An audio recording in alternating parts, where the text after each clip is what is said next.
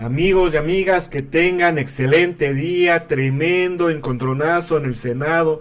El senador Gustavo Madero sube a tribuna a soltar su veneno y relincha de coraje en contra del presidente López Obrador sobre el tema de inseguridad de nuestro país. Pero el senador Napoleón Gómez Urrutia, senador de la Cuarta Transformación, lo deja mudo con tremendos datos que les dio ahí en el Senado. Antes de poner la información, los invitamos a que se suscriban a este canal, que activen la campanita de notificaciones y que nos regalen un like para que le lleguemos a más personas con toda esta información. Primero vamos a ver la participación del senador Gustavo Madero, cómo relincha de coraje en contra del presidente López Obrador, y después la participación del senador Napoleón Gómez Urrutia, cómo deja mudo a este senador de Gustavo y Madero. Vamos a escuchar rápidamente a este senador cómo arremete en contra del presidente López Obrador. Ahora se concede el uso de la palabra al senador Gustavo Madero del Grupo Plural, hasta por 5 minutos.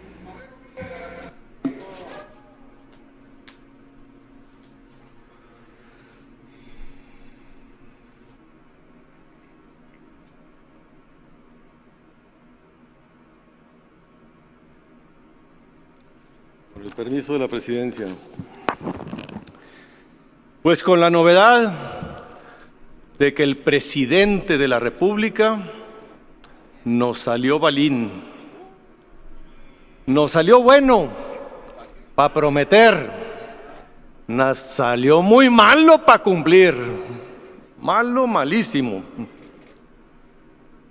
Nos dijo que iba a arreglar el problema de la inseguridad en 6 meses y este va a ser el sexenio de mayor homicidios y violencia en la historia de México.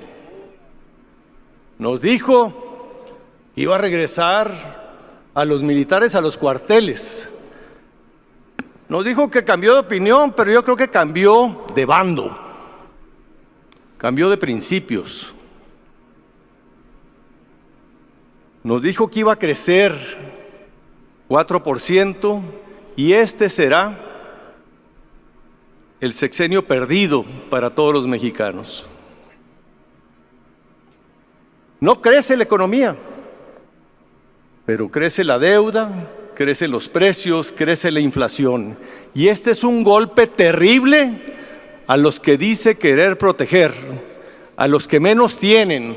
A esos afecta con estas políticas, con el crecimiento de la deuda, de la inflación, del costo del dinero. Es un golpe. Dice que la política social es la ambulancia para recoger los heridos de las políticas económicas, pero este gobierno ni siquiera recoge a los damnificados de las políticas públicas, porque como dice México, ¿cómo vamos? El decil de menores ingresos del país redujo su cobertura de los programas sociales del 60 al 40%. ¿Qué quiere decir? Que 2 de cada 10 personas en máxima pobreza hoy tienen menos servicios de apoyo, sobre todo en salud, Al desaparecer el Seguro Popular y ocurrírsele un INSABI, los dejó desamparados. El 83% de la población en México, según una encuesta de Open Society del mes pasado, dice que el 83% de los mexicanos tiene miedo de que no le alcance para cubrir sus alimentos para su familia. Y la recesión que viene en Estados Unidos, la inflación apenas comienza, no crean que esto ya va de salida, apenas comienza. El golpe se va a sentir más de aquí en adelante. Las tasas internacionales están subiendo de 0.25 que costaba la tasa de interés en Estados Unidos al 4,5%.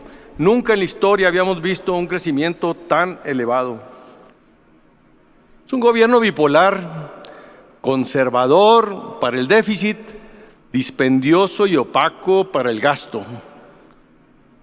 Un jugador de póker en el que no le puedes confiar sus políticas públicas en materia de inversión, porque aprueba un tratado de libre comercio, pero después aprueba en la práctica leyes de la industria eléctrica para contravenir sus disposiciones. Bueno, esto fue la participación del senador Gustavo Madero como relincha de coraje en contra del presidente López Obrador. Ahora vamos a ver rápidamente la participación de Napoleón Gómez Urrutia, cómo dejó mudo a este senador con estos datos. Vamos a escuchar. Para finalizar con esta primera ronda de intervenciones, tiene el uso de la palabra el senador Napoleón Gómez Urrutia del Grupo Parlamentario Morena, hasta por 5 minutos.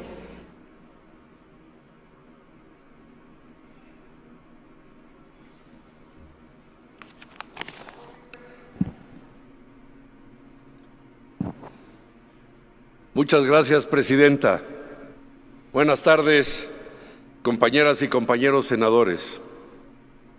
Antes de mencionar algunos hechos relevantes de la política económica de este gobierno, sí quiero señalar y destacar que me sorprende la capacidad de improvisación, de mentiras, de calumnias y de cinismo de algunos miembros de la oposición para calificar este gobierno.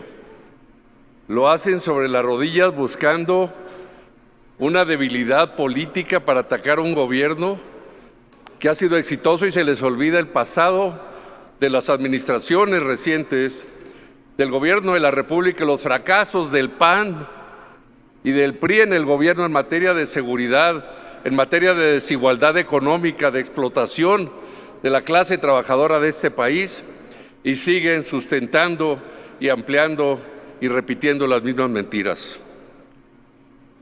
En la apertura del periodo de sesiones, el presidente Andrés Manuel López Obrador presentó su cuarto informe de gobierno en el que se destacan los resultados de su administración durante este periodo. Sin embargo, en materia económica hay puntos adicionales a los que vale la pena profundizar para que se lo graben bien aquellos detractores de la realidad nacional y para identificar los logros y prepararnos para el futuro. Ante el contexto internacional de vulnerabilidad que la pandemia de COVID-19 generó, observamos en muchos países inestabilidad en las principales variables macroeconómicas. Esto hizo más necesaria la intervención estatal para proteger a las familias de los choques transitorios que tenían sus ingresos por el cierre temporal de empresas, las restricciones sanitarias y la incertidumbre de las condiciones. Ya quisiera haber visto esos gobiernos anteriores en plena época de crisis sanitaria mundial y de un desequilibrio político también internacional. El gobierno de México se destacó por su compromiso y sus resultados respecto a la reactivación económica, el fomento al empleo y el fortalecimiento del mercado interno para superar esta contingencia. Ejemplo de ello es la nueva política salarial centrada en aumentar el poder adquisitivo de las y los trabajadores. Un dato es revelador y contundente. A pesar del contexto internacional desfavorable, el salario promedio de cotización verídico ante el Instituto Mexicano del Seguro Social aumentó más de 5.2% en términos reales. Una recuperación que no habíamos visto en todos los sexenios anteriores, en términos reales. Es decir, una recuperación gradual pero constante de los salarios y de los ingresos de la clase trabajadora de este país, que es la que genera la riqueza. De igual forma, esta estrategia ha dado prioridad al compromiso que esta administración tiene con los más desprotegidos. Por ello, los incrementos al salario mínimo estos 4 años han representado un crecimiento de casi 70%, que no habíamos visto en los sexenios anteriores, aumentando la protección de las personas trabajadoras con menores ingresos. Datos reales, contundentes y hechos concretos. La pronta recuperación posterior a la pandemia se la debemos en principal medida a las acciones implementadas para la creación de empleos productivos, permanentes y bien remunerados, con garantías de respeto a sus derechos. Este resultado, compañeras y compañeros senadores, también es producto de nuestro acompañamiento a la política de recuperación que el presidente mismo trazó desde el inicio de su administración. Me refiero también específicamente a la reforma en materia de subcontratación, que aquí en este Senado de la República aprobamos, de acuerdo con el Banco de México. A partir de las reformas del año 2021, se impulsó el crecimiento de los salarios gracias a la formalización de los empleos, que hoy ya rebasan los 4 millones de trabajadores en este nuevo sistema de las relaciones de producción.